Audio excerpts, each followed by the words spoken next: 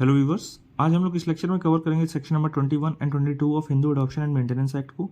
पीछे के लेक्चर्स में हम लोगों ने मेंटेनेंस समझा था वाइफ का, चिल्ड्रन का और एज्ड पेरेंट्स का, और एक जो अलग तरह का मेंटेनेंस था वहाँ पे हम लोगों ने देखा था फादर इन लॉ की जहाँ लाइबिलिटी आ रही थी अपने डॉटर इन लॉ को लेके।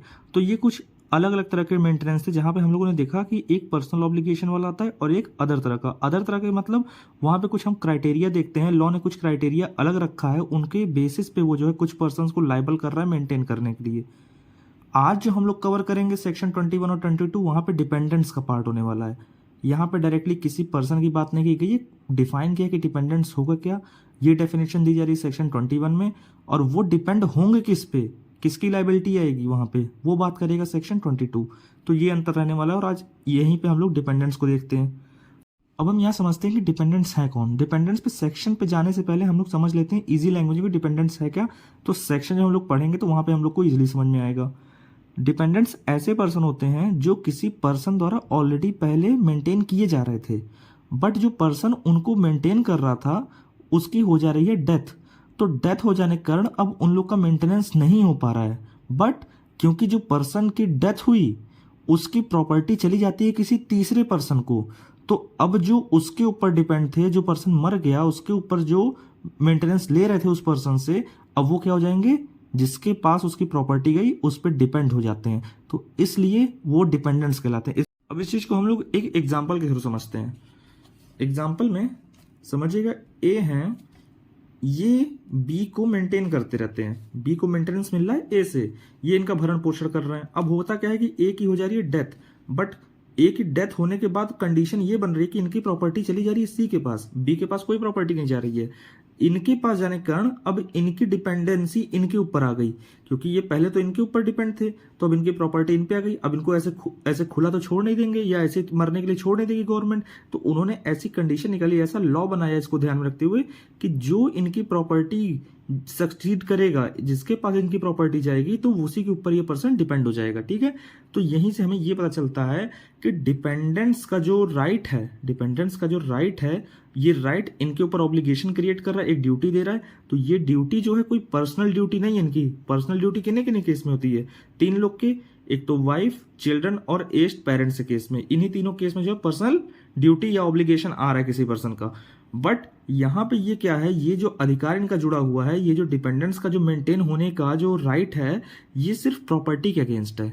मतलब ये कि अगर ए की प्रॉपर्टी सी के पास न जाके डी के पास चली जाती, तो ये जो है सी से मेंटेनेंस नहीं मांग सकते, सी के डिपेंडेंट ना होते, बल्कि ये डी के होते।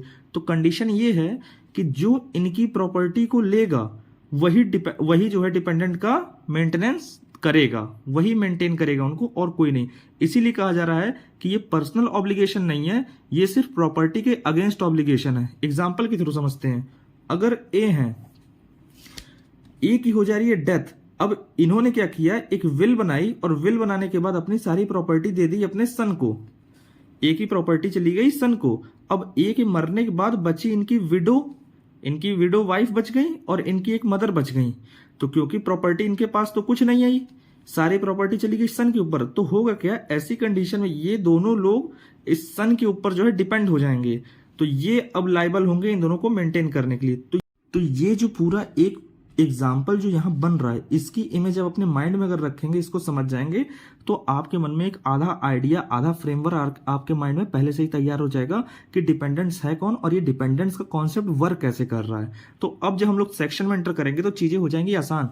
यहाँ पे हम लोगों ने दो तीन चीजें देखी। दो तीन चीजें क्या कि देखिए कैसा राइट है, ये सिर्फ प्रॉपर्टी के अगेंस्ट है। मतलब ए के अगर दो सन हैं, एक S1 है और एक S2 है, ए की सारी प्रॉपर्टी इन्होंने दे दी S1 को, तो क्या S2 की यहाँ कोई लाइबिलिटी बचेगी? कोई लाइबिलिटी नहीं। यहाँ पे इनकी विडो और मदर सिर्फ S1 से ही मेंटेनेंस के लिए क्लेम कर सकती हैं, S2 के पास नहीं जाएंगी। ठीक है, ये कॉन्सेप्ट है सीधा सीधा। इसके बाद हम लोग मूव करते हैं डायरेक्टली सेक्शंस के ऊपर, देखते हैं कौन कौन सेक्शंस में किन्ने किनके मेंटेनेंस की बात आ रही है, कौन कौन हो सकते हैं डिपेंडेंट्स। देखिए, जब भी डिपेंडेंट्स की बात आती है तो डिपेंडेंट के लिए दो तीन कंडीशन जरूरी है कि एक, पहले तो वो किसी के द्वारा मेंटेन हो रहे हों, और दूसरी चीज जिसके द्वारा वो मेंटेन हो रहे हों उसकी हो जानी चाहिए डेथ। तो डेथ होने के बाद अब होगा क्या कि उसके फादर वो होंगे, मतलब जो मर गया जो उसका सन रहा होगा वो मर गया, तो इसीलिए उनके फादर जो है क्या होंगे, डिपेंडेंट हो जाएंगे। उस पर्सन की जो मर गया उसकी मदर डिपेंडेंट हो जाएंगी, उसकी विडो डिपेंडेंट हो जाएंगी। विडो कब तक, जब तक वो शादी ना कर लें। अगली कंडीशन आती है सन को लेके। सन के केस में या तो जो मर गया पर्सन उसका बेटा या उसके बेटे का बेटा, मतलब उसके मरे हुए बेटे का बेटा या उसके मरे हुए बेटे के मरे हुए बेटे का बेटा। तो ये मतलब सन, ग्रैंडसन, ग्रेट ग्रैंडसन, ये तीन की कंडीशन बन रही है। और इन तीनों कब तक मेंटेनेंस देना है, जब तक कि वो माइनर है। अभी इनको हम लोग जो है अच्छे समझेंगे एग्जाम्पल के थ्रू। और आगे कुछ मेंटेनेंस के लिए लोग बच रहे हैं, जैसे डॉटर का केस आएगा तो डॉटर केस में अनमैरिड डॉटर हो जाएगी, और किसी भी प्री डिसीज सन की अनमैरिड डॉटर या प्री डिसीज सन्स के अनमैरिड डॉटर, मतलब बेटी यहां पे हो गई ग्रैंड डॉटर मतलब उनकी, और यहां पे हो गई ग्रेट ग्रैंड डॉटर। ये कब तक चलेगा सिलसिला, तब तक चलेगा जब तक कि वो लड़कियां जो हैं मैरिड नहीं हो जा रही। यहाँ पे माइनॉरिटी का कॉन्सेप्ट नहीं आ रहा है, माइनॉरिटी कॉन्सेप्ट सिर्फ जो है लड़कों केस में है। अगली condition window daughter. Window daughter की भी कुछ कंडीशंस, उसको भी हम लोग देखेंगे। तो यहाँ पे आ जाएंगे सन की विडो, और दूसरे केस में आ जाएंगे या प्री डिसीज सन के सन की विडो। तो यहाँ पे हो गया विडो वाला केस। उसके बाद आते हैं माइनर इलेजिटिमेट सन का केस आएगा और अनमैरिड इलेजिटिमेट डॉटर का। तो ओवरऑल जो हम लोग देखेंगे वो टोटल जो है 4 से 5 कैटेगरी बन रही है। एक तो पेरेंट्स की बन रही है, एक सन की बन रही है, एक डॉटर की बन रही है, एक विडो की बन रही है। इतने लोग की कैटेगरी तैयार हो रही है। इतने लोग में पूरा हम लोग का जो सेक्शन 21 और 22 घूमेगा, और कैसे कैसे मेंटेनेंस ये लोग डिपेंडेंट बनेंगे, कैसे किस पे जाएंगे, ये सारी चीज चलेगी। अब इसके बाद हम लोग कुछ चीजें अब एग्जाम्पल के थ्रू समझते हैं। अब हम लोग इसको जो है कुछ एग्जाम्पल्स के थ्रू समझ लेते हैं चीजें। जैसे फादर के केस में कोई दिक्कत नहीं आने वाली। जो पर्सन मर गया मतलब इनका बेटा मरा होगा, तभी तो इनके फादर अब जाके किसी और पे डिपेंड होंगे। इनकी मदर केस भी वही चलेगा। दूसरी चीज ये समझिएगा, यहाँ पे सिर्फ सन की लाइबिलिटी नहीं है, यहाँ पे सन और डॉटर दोनों की लाइबिलिटी आएगी। कोई भी यहाँ पे जेंडर को लेकर बात नहीं है। हर केस में जहाँ पे एक्सप्रेसली मेल का रोल ना हो या फीमेल का रोल ना हो, मतलब वहां सिर्फ फीमेल ही हो सकती है या वहां बस मेल ही हो सकता है, तो ऐसी कंडीशन अगर ना बन रही हो तो हर जगह जो है दोनों जेंडर का यूज होगा। ठीक। अब जैसे यहाँ पे आ गए, दूसरी केस बनता है विडो वाला। अब विडो केस में हमेशा डिपेंडेंट कौन, जिससे मेंटेनेंस ले रहे होंगे, जो डिसीज रहा होगा वो इनका हस्बैंड ही रहा होगा। नॉर्मल सी बात है, यहाँ पे मेल ही होगा। तो मेल होने के कारण ये मर गया। अब ये किस पे डिपेंड होंगी, और ये कुछ कंडीशन पे डिपेंड करेगा कि ये जब तक अनमैरिड रहेंगी तभी तक। जहां से इन्होंने जो दोबारा शादी की, तुरंत इनका जो है मेंटेनेंस लेने का, अब जो डिपेंडेंट बन के अब ये जो मेंटेनेंस क्लेम करती, ये राइट अब खत्म हो जाएगा। इसके बाद जो दिक्कत आती है वो 4th क्लॉज से आने लगती है।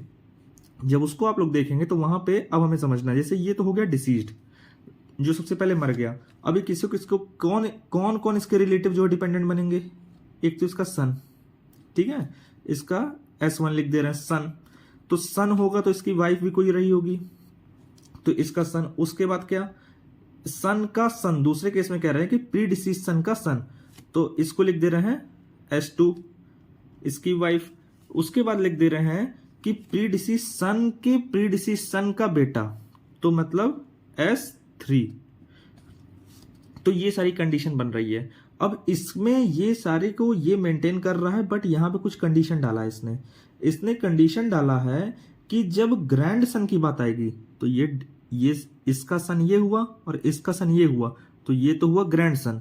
अब होगा क्या, ग्रैंड सन जो है अपने फादर और मदर की स्टेट से जो है, मतलब अपनी प्रॉपर्टी से, कोई जमीन से वो मेंटेनेंस नहीं पा रहा है। इस कारण जो है वो डिपेंडेंट बनेगा। अब ये समझिएगा, यहाँ पे ये हो गए ग्रैंडसन, इसके डी के लिए ग्रैंडसन ये हो गए।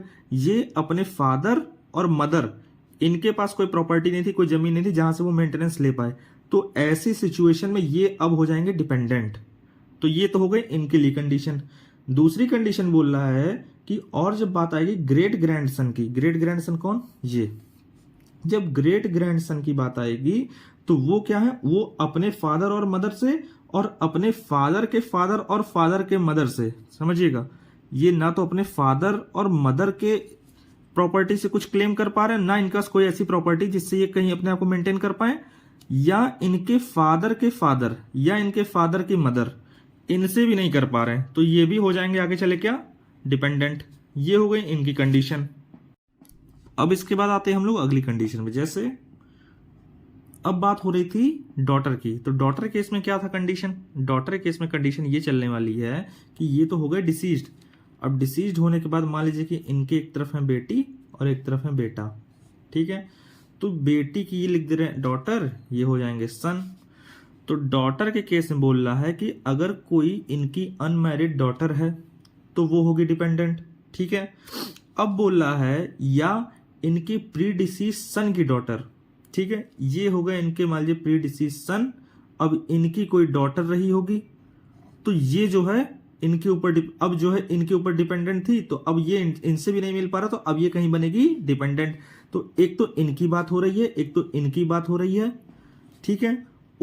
अब इसके बाद समझिएगा कि ये तो इनकी एक डॉटर हो गई और मान लीजिए एक था इनका एक सन, ठीक है।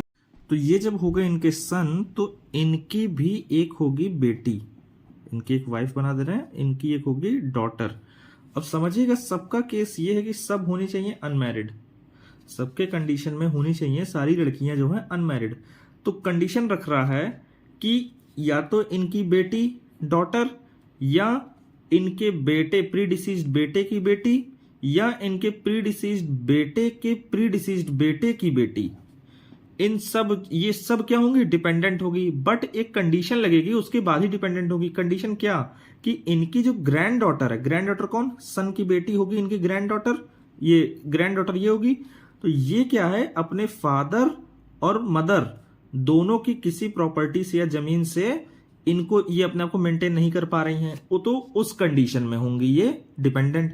दूसरी कंडीशन ये बोल रहा है कि जो इनकी ग्रेट ग्रैंड डॉटर होंगी, तो ग्रेट ग्रैंड डॉटर कौन? ये हो जाएंगी, ये तो हो गई ग्रैंड डॉटर और ग्रैंड सन। तो ग्रैंड सन की जो डॉटर होंगी वो हो जाएंगी ग्रेट ग्रैंड डॉटर। तो उस कंडीशन में ये जो है ना तो अपने फादर मदर की प्रॉपर्टी से, ना तो अपने फादर के फादर और फादर के मदर की प्रॉपर्टी से कहीं से भी अपने आप को मेंटेन कर पा रही हैं। तो ऐसी कंडीशन में ये तीनों लोग क्या हो जाएंगे? डिपेंडेंट हो जाएंगी। ये बात बोल रहा था कि ये सारे जो हैं डिपेंडेंट्स होंगे। बस कंडीशन क्या होनी चाहिए? कंडीशन पे यहाँ पे ये होना चाहिए कि ये लोग कभी भी तब तक डिपेंडेंट होंगे जब तक कि ये शादी ना कर रहे। जैसे ही शादी करेंगे इनका जो है क्लेम करने का राइट एज अ डिपेंडेंट कि हमको आप मेंटेन करिए, वो खत्म हो जाता है यहाँ पे। अब इसके बाद बात आ रही है विडो डॉटर की। मतलब समझिएगा कि डी के ही केस में इसकी डॉटर थी, ये ऑलरेडी हो चुकी है अब विडो, मतलब इनका हस्बैंड जो है उसकी हो चुकी है डेथ। तो डेथ होने के बाद इसके बाद भी कुछ कंडीशन डालना है। ये डिपेंडेंट तो होंगी मगर कंडीशन क्या डाल रहा है कि ये सबसे पहले डिपेंडेंट के पास जाने से पहले ये जो बेटी है इनकी, ये अपने हस्बैंड की प्रॉपर्टी से मेंटेनेंस पहले क्लेम करें। अगर वहां से हो जा रहा है तो ठीक, वहां से नहीं हो पा रहा है तो अपने बेटे से क्लेम करें, बेटे या बेटी से। अगर वो उनसे नहीं हो रहा है तो उन बेटे या बेटे की प्रॉपर्टी से देखें, क्या क्या पता वहां से हो जाए। अगर वहां से भी नहीं हो पा रहा है तो फादर इन लॉ के पास आए। तो ये तीन चीजें जब इनके पास भी, मतलब ये बोला है कि जिस लेवल तक ये मेंटेन कर पाते हैं उस लेवल तक इनसे लेंगे।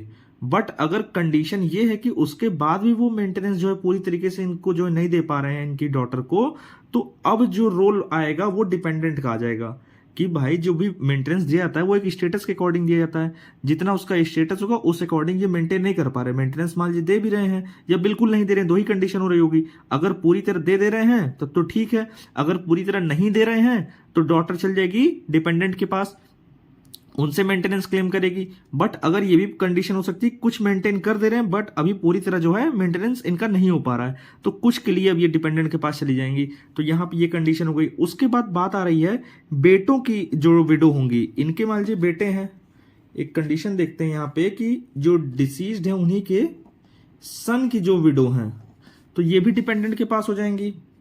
एक कंडीशन सन की हो गई, एक कंडीशन हो गई कि प्री डिसीज सन के विडो। मतलब एक कंडीशन तो हो गई कि इनके बेटे की जो वाइफ है, मतलब बेटा इनका एक्सपायर कर गया, बेटे की डेथ हो गई तो उसकी जो बची वो विधवा बहू बची। मतलब इनकी जो डिसीज ये भी खत्म हो चुके हैं, ये भी एक्सपायर कर चुके हैं, तो ये अब जाएंगे डिपेंडेंट के पास। इनके पोते की जो वाइफ होंगी, पोता भी एक्सपायर कर चुका है तो वो भी जाएगी अब डिपेंडेंट के पास। तो ये सारी कंडीशन हो गई विडो को लेके। तो ये एक चीज बच रही है कि ये जो विडो है ये जो है किसी से शादी अब तक नहीं कर लेंगी तभी तक मेंटेनेंस लेंगी डिपेंडेंट से। उसके अलावा वहां पे अगर शादी कर ले रही हैं तो मेंटेनेंस नहीं क्लेम कर सकती। और जो कंडीशन बनेगी कि वही पुरानी वाली कंडीशन कि ये सबसे पहले अपने पति की प्रॉपर्टी से, मतलब इनके जो हस्बैंड डेथ किए हैं, इनकी प्रॉपर्टी से अगर मेंटेनेंस हो जा रहा है तो डिपेंडेंट के पास नहीं भेजेंगे। इनके कोई बच्चे हैं तो अगर बच्चे की जो प्रॉपर्टी है तो उनसे अगर हो जा रहा है तो भी ठीक है, नहीं हो पा रहा है तो डिपेंडेंट के पास जाएंगे। यही दोनों विडो के ऊपर सेम कंडीशन रहने वाली है। तो ये सारी चीजें चलेंगी और जब तक कि शादी न कर ले किसी से तब तक के लिए चलेंगी। इसके बाद दोबारा रोल आता है इलेजिटिमेट सन और इलेजिटिमेट डॉटर। जब हम लोग इलेजिटिमेट सन देखते हैं तो उसकी कंडीशन कब तक है, जब तक वो माइनर है। जब जो इलेजिटिमेट डॉटर है उसको कब तक मेंटेनेंस चाहिए, जब तक कि वो अनमैरिड है। तो ये सारी बातें रहेंगी सेक्शन 21 के अंदर कि ये सारे लोग जो हैं, जो डिसीज्ड पर्सन जो मर चुका है उसके रिलेटिव हैं और इसी से वो मेंटेनेंस ले रहे थे, अब वो क्या हो गए, डिपेंडेंट हो रहे हैं किसी के ऊपर। अब वो कौन किसके ऊपर डिपेंडेंट होंगे ये देखेंगे हम लोग सेक्शन 22 में। अब वो लोग कैसे मेंटेन करेंगे ये भी देखेंगे, कौन कितना लायबल होगा मेंटेनेंस देने के लिए। अब इसके बाद हम लोग मूव करते हैं सेक्शन नंबर 22 के ऊपर। सेक्शन नंबर 22 बात करता है सीधा सीधा कि कैसे जो है डिपेंडेंट्स को मेंटेनेंस मिलेगा, तो मेंटेन कौन करेगा, ये सारी चीजें आएंगी। अब देखिए मेंटेनेंस को लेकर सीधा सीधा कॉन्सेप्ट ये है कि जो डिसीज, जो पर्सन मरा, देखिए एग्जाम्पल से इसको समझते हैं। स्टार्टिंग में भी हम लोगों ने ऐसे एग्जाम्पल देखे थे कि ये हैं, सीधा बोल रहा है कि इसकी प्रॉपर्टी, ये मर गए, इनकी हो गई डेथ, अब इसकी प्रॉपर्टी गई सी के पास, ये कर रहे थे जिंदगी भर बी को मेंटेन, तो अब ये डिपेंड हो जाएंगे इन पे। कहने का मतलब जो ए की प्रॉपर्टी लेगा वही उनके, जिसको मेंटेन कर रहे थे, जो डिपेंडेंट बनेंगे इनके रिलेटिव, वो इनके पास आ जाएंगे, अब इनके डिपेंडेंट हो जाएंगे। ठीक है, तो जो प्रॉपर्टी लेगा वही अब डिपेंडेंट्स को मेंटेन करेगा, सीधी बात ये।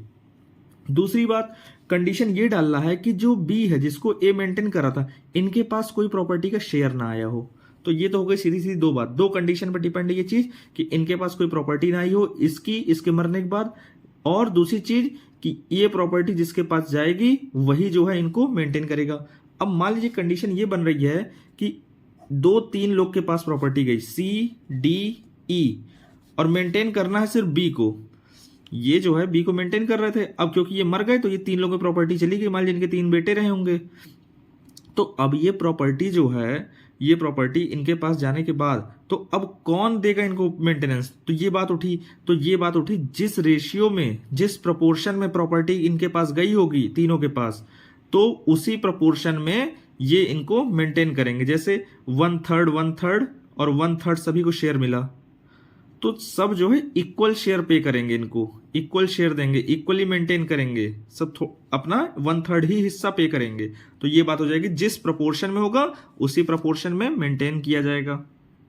अब लास्ट बात जो सेक्शन 22 बोल रहा है वो काफी इंपॉर्टेंट है। वो बोल रहा है कि मान लीजिए बी है डिपेंडेंट, ये डिपेंडेंट हैं, तो ये किसी दूसरे को अब जो है मेंटेन नहीं करेंगे, बी की लायबिलिटी नहीं आएगी किसी को मेंटेन करने की। कब, अगर इनको कोई शेयर मिला है, कोई हिस्सा है इनके पास, ठीक है, और अगर इस हिस्से को कंट्रीब्यूट किया जाए मेंटेनेंस देने के लिए, तो इनके पास जो हिस्सा बना है उसकी वैल्यू जो है कम हो जाएगी। तो ऐसे कंडीशन में बी जो है मेंटेन नहीं करेंगे। तो ये रहेगा ओवरऑल सेक्शन 21 और 22। बाकी के सेक्शंस हम लोग जो है नेक्स्ट लेक्चर्स में कवर करेंगे।